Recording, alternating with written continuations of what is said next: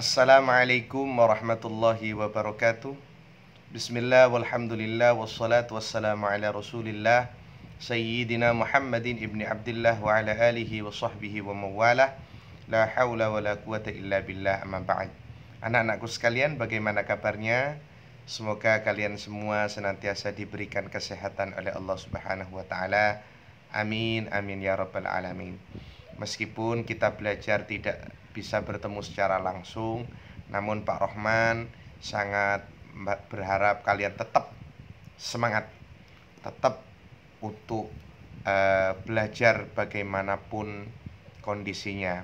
Semoga ilmu yang kita peroleh ini menjadi ilmu yang manfaat fid dini wa dunya wal akhirah. Mari kita awali pelajaran kita pada hari ini dengan membaca Ummul Quran suratul Fatihah. Mudah-mudahan kita semua diberikan kelancaran oleh Allah Subhanahu wa taala, kesehatan serta ilmu yang manfaat. Ala hadhihi niyyah wa ala kulli niyatin shalihah. Wa ila hadratin Nabi Mustafa Muhammadin sallallahu alaihi wasallam. Al-Fatihah. A'udzu billahi minasyaitonir rajim. Bismillahirrahmanirrahim. Alhamdulillahi rabbil alamin, arrahmanir rahim, maliki yaumiddin. Iyyaka na'budu wa iyyaka nasta'in. Ihdinas siratal mustaqim, siratal ladzina an'amta 'alaihim ghairil maghdubi 'alaihim waladdallin. Rabbighfirli wa liwalidayya wa lil mu'minina amin. Baik anak-anakku sekalian, pada hari ini kita masuk pada pembahasan yang baru. Masih di tahun ajaran yang baru ini. Pembahasan fikih yang pertama adalah tentang akikah dan kurban. Namun sebelumnya coba kita lihat bersama gambar yang Pak Rohman lihatkan di sini. Nah, kira-kira apa yang bisa kalian ketahui dari gambar ini? Nah, itu kira-kira adalah orang-orang yang sedang mempersiapkan dalam rangka pendistribusian daging kurban. Nah, momen ini biasanya kita temukan pada saat Idul Kurban tanggal 10 Dzulhijjah atau pada hari-hari tasyrik tanggal 11 sampai 13 Dzulhijjah, baik di kampung-kampung kita maupun di sekolah pun.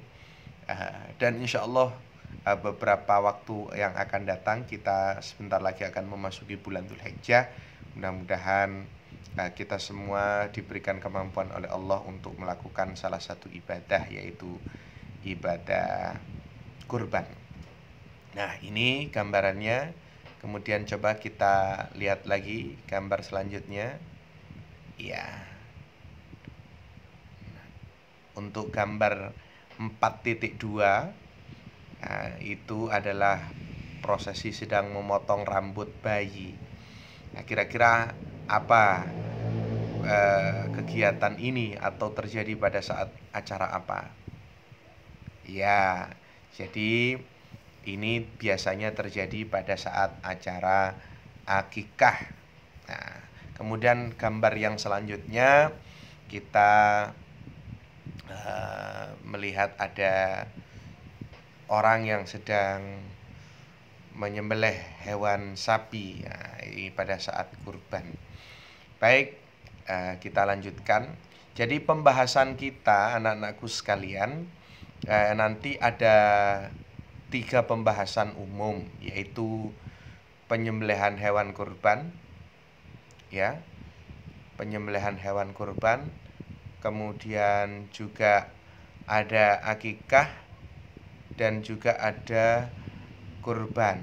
Nah, namun pada episode kali ini Pak Rohman akan menjelaskan tentang penyembelihan hewan saja. Kenapa? Karena akikah dan kurban itu sangat berhubungan dengan penyembelihan hewan. Bahkan penyembelihan hewan ini perlu kita dahulukan karena sangat bersinggungan dengan kehidupan kita sehari-hari, khususnya dalam pemenuhan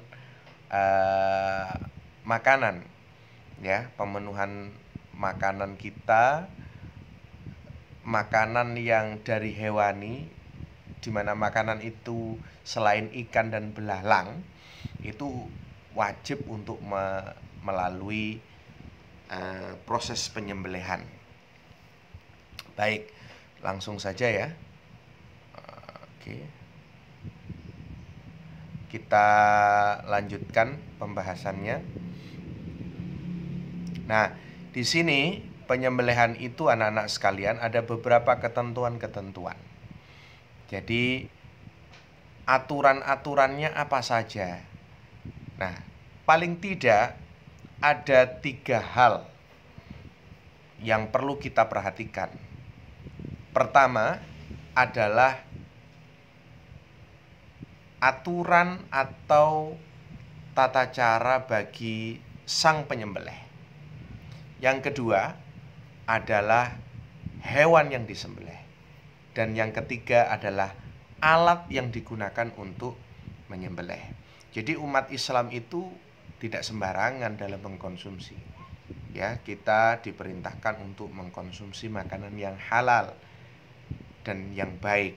Nah, untuk tujuan makanan yang halal, makanan yang baik itu kita semua diminta untuk sesuai dengan aturan-aturan yang ada.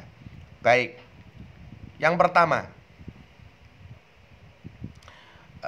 adalah ketentuan tentang orang yang menyembelih. Orang yang menyembelih itu wajib beragama Islam. Jadi kita sebagai umat muslim harus selektif dalam makanan. Karena apa yang kita makan itu akan menjadi nutrisi bagi tubuh kita, menjadi darah kita, menjadi daging kita. Nah, kita tidak boleh sembarangan. Kita harus memastikan betul makanan yang kita makan itu adalah makanan-makanan yang halal. Halal itu bukan hanya bentuknya saja, misalnya daging sapi, tapi apakah daging sapi itu telah diproses sesuai dengan aturan-aturan yang benar. Nah, salah satunya adalah orang yang menyembelih itu harus beragama Islam. Dalam kitab-kitab fikih klasik dijelaskan selain agama Islam adalah orang ahlul kitab, ya. Namun kita semua sangat diutamakan adalah penyembelihnya adalah orang Islam. Baik, selanjutnya ketentuan seterusnya adalah si penyembelih itu wajib menyengaja. Jadi tidak boleh hewan yang kita sembelih itu karena peristiwa yang tidak disengaja untuk disembelih, ya, atau tidak sadar misalnya, atau mungkin orangnya tidak berakal. Nah, ini ada pada penjelasan yang ketiga juga. Jadi orang yang menyembelih itu harus orang yang sudah baligh, orang yang sudah berakal. Atau mungkin tidak boleh ada orang yang bermain pisau, bermain pedang misalnya, kemudian terlibas leher hewan, nah, tidak sengaja untuk menyembelih, ya itu tidak diperbolehkan. Jadi dia harus betul niat untuk menyembelih hewan. Kemudian yang paling terpenting lagi, ya, ini yang harus diperhatikan adalah membaca basmalah. Jadi si penyembelih itu wajib hukumnya untuk menyebut nama Allah ketika menyembelih. Andai kata ada orang Islam, orangnya baligh, berakal, dan sengaja menyembelih, tapi dia tidak menyebutkan nama Allah, atau bahkan menyembelihnya itu dengan menyebut nama Tuhan yang lain misalnya, atau berhala, maka hewan itu hukumnya haram bagi kita. Kita tidak boleh mengkonsumsi daging dari penyembelihan tersebut.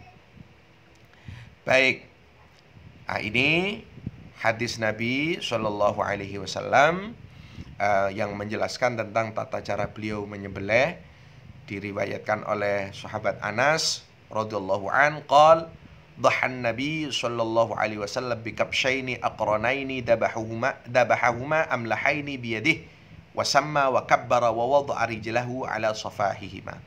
Jadi Rasulullah ketika berkurban, beliau berkurban dengan 2 kambing kibas atau 2 domba, ya. Kemudian Rasulullah itu menyembelih kambing itu biadih dengan tangan beliau sendiri, wasamma. Nah, Rasulullah mengucapkan basmalah, menyebut nama Allah, wa kabbara, bertakbir ketika menyembelih itu, wa wada'a rijlahu ala safahima, dan Rasulullah meletakkan kaki beliau di belikat daripada domba itu atau hewan yang kita sembelih. Kalau sapi ya di bagian kaki depan, kaki bagian depannya. Nah, jadi yang paling utama adalah mengucapkan basmalah. Sunnahnya disempurnakan dengan takbir, disempurnakan dengan membaca sholawat kepada baginda Rasulullah Muhammad SAW. Jadi Bismillahirrahmanirrahim, Allahu Akbar, Allahu Akbar, Allahu Akbar, Allahumma sholli ala sayyidina Muhammad. Nah, itu sunnahnya. Atau paling tidak Bismillahirrahmanirrahim. Nah, begitu. Nanti insya Allah anak-anak sekalian akan Pak Rohman kirim video kepada kalian, kira-kira ilustrasi atau gambaran tata cara penyembelihan. Mudah-mudahan kalian bisa memahami dari video itu. Yang biasanya kalau pembelajaran bab penyembelihan ini, kalau kita bisa bertatap muka, biasanya Pak Rohman ada praktek khususnya bagi yang laki-laki itu untuk mampu. Jadi laki-laki muslim itu paling tidak bisa menyembelih, karena itu adalah kecakapan primer, kebutuhan primer dalam kehidupannya. Meskipun sekarang ini sudah banyak yang orang-orang kita kita beli hewan yang langsung siap makan itu juga, tapi paling tidak umat Islam laki-laki itu harus mampu menyembelih sendiri. Baik. Kemudian setelah ketentuan dari orang yang menyembelih, ketentuan yang kedua adalah hewan yang disembelih. Hewan yang disembelih itu adalah hewan yang dalam keadaan masih hidup. Kita tidak boleh makan bangkai atau hewan yang sudah mati, atau menyembelih hewan yang sudah mati, itu tidak boleh. Misal kita punya peternakan ayam. Kita punya peternakan ayam. Banyak ayam kita ratusan. Nah, ternyata pada pagi hari kita mengetahui bahwa ayam itu mati, ada 2 ekor. Waduh, eman sekali, sayang sekali kalau ayamnya saya buang. Ya sudah, saya sembelih, saya bersihkan yang bersih, kemudian saya masak. Maka itu hukumnya haram bagi kita. Tidak boleh. Atau contoh lagi, kita punya kambing. Kambing kita lepaskan, ternyata bermain sampai ke jalan-jalan raya. Dan di jalan itu ditabrak oleh kendaraan. Nah, kambing itu mati, maka tidak bisa. Meskipun kambing mahal, Pak, 2 juta, 3 juta, tetap tidak diperkenankan untuk kita makan. Tapi kalau misalnya dalam kondisi kambing itu ditabrak oleh kendaraan, dia belum mati, bahasa Jawanya kejet-kejet, ya, masuk kejet-kejet, kemudian kita cepat-cepat ambil pisau, ya, kita menyebut asma Allah, Bismillahirrahmanirrahim, kita sembelih sempat, maka kambing itu masih bisa kita konsumsi. Baik. Kemudian ini dalilnya dari surat Al-Maidah ayat 3. Jadi kita diharamkan, hurrimat alaikumul maitah, kita tidak boleh makan bangkai. Wadamu walahmul khinzir, dam, darah, walahmul khinzir, daging babi, wama uhilla li ghairillahi bih, atau makan yang disembelih, hewan yang disembelih bukan dengan menyebut asma Allah, ya, menyebut berhala dan lain sebagainya, itu haram bagi kita. Wal munkhaniqatu, hewan yang tercekik matinya. Wal mauqudatu, matinya dipukul, tidak dengan cara disembelih. Wal mutaraddiyatu, terjatuh. Wan natihatu, yang mungkin bertengkar, kena tanduk dan lain sebagainya. Wa ma akalas sabu illa ma dzakaitu, dan yang diterkam binatang buas, kecuali semuanya itu sempat untuk disembelih. Jadi kalau ada hewan tercekik tapi sempat kita sembelih, ya bisa.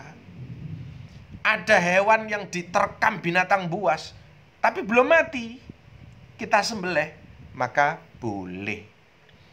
Boleh. Nah, bagaimana kalau misalnya kita temukan domba karena diterkam binatang buas ternyata kakinya patah. Kakinya itu sampai putus. Nah, kaki yang putus, yang terpisah dari hewan itu hukumnya menjadi bangkai. Hanya kakinya saja. Jadi kakinya itu tidak boleh kita konsumsi. Nah, sisanya dan hewannya masih hidup, kita sembelih, kemudian kita konsumsi, boleh. Baik. Nah, hewan yang disembelih itu harus hewan yang boleh atau hukumnya halal. Sapi, onta, kambing, burung, dan lain sebagainya. Dan burung itu pun adalah burung-burung yang halal. Tidak boleh. Jadi menyembelih ini bukan berarti menghalalkan yang haram. Contoh, babi. Ya sudah, babi ini saya sembelih. Atau anjing, saya sembelih. Anjing itu sifatnya haram. Maka meskipun disembelih dengan tata cara yang benar, menyebut asma Allah oleh orang Islam, tetap hukumnya tidak diperbolehkan. Baik, itu ketentuan tentang hewan yang disembelih. Selanjutnya adalah alat yang disembelih, alat untuk menyembelih. Nah, ini alat untuk menyembelih, kita diperintahkan alat itu harus tajam, tidak boleh tumpul. Ini adalah sifat keindahan daripada Islam, bahwa meskipun kita menyembelih tidak boleh menyakitkan. Pakai pisau yang tumpul itu sangat menyakitkan hewan, tidak berperi kehewanan. Jadi harus tajam, biar apa? Proses matinya, penyembelihannya itu cepat. Ya, itu. Kemudian yang kedua, tidak boleh alatnya itu terbuat dari tulang, dari kuku atau gigi. Apapun boleh. Pisau misalnya berasal dari bahannya dari besi, boleh.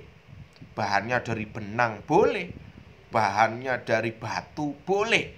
Tapi kalau misalnya kita punya tulang atau punya gadingnya gajah, kemudian kita modifikasi, kita jadikan pisau, dan itu kita gunakan untuk menyembelih, maka tidak boleh.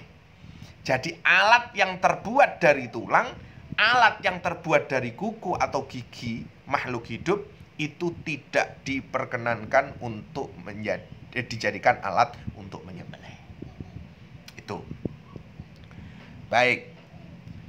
Selanjutnya, ini ketentuan proses menyembelih.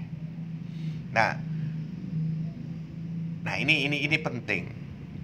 Jadi, penyembelihan itu harus di leher hewan. Jadi tidak boleh menyembelih itu misalnya di kaki dulu atau perutnya disobek, itu tidak boleh. Apa saja yang harus terputus? Ada, kalau menurut mazhab Imam Asy-Syafi'i, minimal yang wajib putus itu ada dua. Ada al-hulkum wal mari, yaitu saluran pernapasan dan saluran makanan. Lebih sempurnanya wal wadjain, dan dua saluran pembuluh darah. Tapi minimal dua ini. Andai kata saluran pernafasannya putus, tapi ternyata saluran makanannya tidak putus, maka tidak sah. Ini dihukumi bangkai. Saluran makanannya putus, tapi saluran pernafasannya tidak putus, tidak sah. Dua-duanya ini saluran nafas dan makan putus, tapi ternyata saluran pembuluh darahnya tidak putus, boleh. Masih diperkenankan menurut mazhab Imam Asy-Syafi'i. Nah, mazhab kita semua, karena kita di Indonesia ini mayoritas bermadhab Syafi'iyah. Nah, itu. Nanti ada ilustrasi akan saya sampaikan kepada kalian. Ini tata cara penyembelihannya. Apabila dilakukan secara tradisional, kita siapkan lubang penampung darah, hewan yang akan disembelih dihadapkan ke arah kiblat. Jadi hewan itu diubah. Tapi apakah boleh? Apakah sah ketika hewan itu tidak bisa diarahkan ke arah kiblat? Boleh. Hukumnya adalah sunnah. Ya, kakinya dipegang, lehernya, dan niat menyembelih. Itu apabila dilakukan secara tradisional. Nah, misalnya dilakukan secara modern dengan menggunakan mesin, ya, seperti ayam-ayam di rumah-rumah ayam potong dan lain sebagainya. Bagaimana caranya? Memastikan mesin pemotong itu dalam keadaan baik, tajam dan lain sebagainya. Kemudian, nah ini yang paling terpenting, operatornya atau penggeraknya yang mengatur mesinnya itu harus Islam dan mengucapkan basmalah. Jadi hakikatnya sama seperti orang yang menyembelih ya harus basmalah. Ketika operatornya menggunakan mesin, maka operatornya itu menggerakkan mesinnya itu dengan mengucapkan basmalah. Lebih utama disempurnakan dengan bertakbir dan bersolawat kepada baginda Rasulullah Muhammad Sallallahu Alaihi Wasallam. Baik, ini gambaran dari materi tentang penyembelihan. Mudah-mudahan kalian semua bisa memahami, dan Pak Rohman harap kalian semua bisa menggali informasi dari berbagai macam artikel-artikel yang ada, referensi-referensi yang ada, supaya memperkaya khazanah keilmuan kalian. Insya Allah nanti Pak Rohman akan sertakan juga video, sekali lagi video untuk ilustrasi dari materi ini. Nanti silakan kalau ada pertanyaan bisa disampaikan melalui chat yang ada. Terima kasih.